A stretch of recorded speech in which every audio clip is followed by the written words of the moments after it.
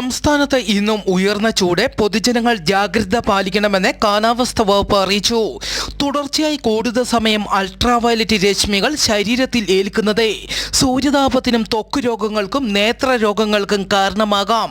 അതിനാൽ പകൽ 10 മണി മുതൽ 3 മണി വരെ നേരിട്ട് സൂര്യപ്രകാശം ഏൽക്കുന്നത് ഒഴിവാക്കുക. ദാഹമില്ലെങ്കിലും ധാരാളം ശുദ്ധജലം കുടിക്കുക. നിർജ്ജലീകരണം ഉണ്ടാക്കുന്ന മദ്യം, കാപ്പി, ചായ തുടങ്ങിയ പാനീയങ്ങൾ പകൽ സമയത്തെ ഒഴിവാക്കണമെന്നും പുറം ജോലികളിൽ ഏർപ്പെടുന്നവരും ബൈക്ക് യാത്രക്കാരും മത്സ്യത്തൊഴിലാളികളും പ്രത്യേക ജാഗ്രത പാലിക്കണമെന്നും അറിയിച്ചു. ഉയർന്ന ചൂടിന് സാധ്യതയുള്ളതിനാൽ ഇന്ന് തൃശൂർ, പാലക്കാട്, കോഴിക്കോട്, കണ്ണൂർ, കാസർഗോഡ്, മലപ്പുറം, എറണാകുളം ജില്ലകളിൽ യെല്ലോ അലർട്ടും പ്രഖ്യാപിച്ചു. ഗുജറാത്തിലെ കച്ചിലെ ജനങ്ങൾ ഭയന്ന് വിറച്ചു. ഇന്നലെ 2 തവണ ഭൂമി കുലുങ്ങി.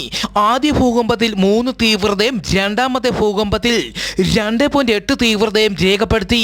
നാശനഷ്ടങ്ങളൊന്നും ഇതുവരെ റിപ്പോർട്ട് ചെയ്തിട്ടില്ല.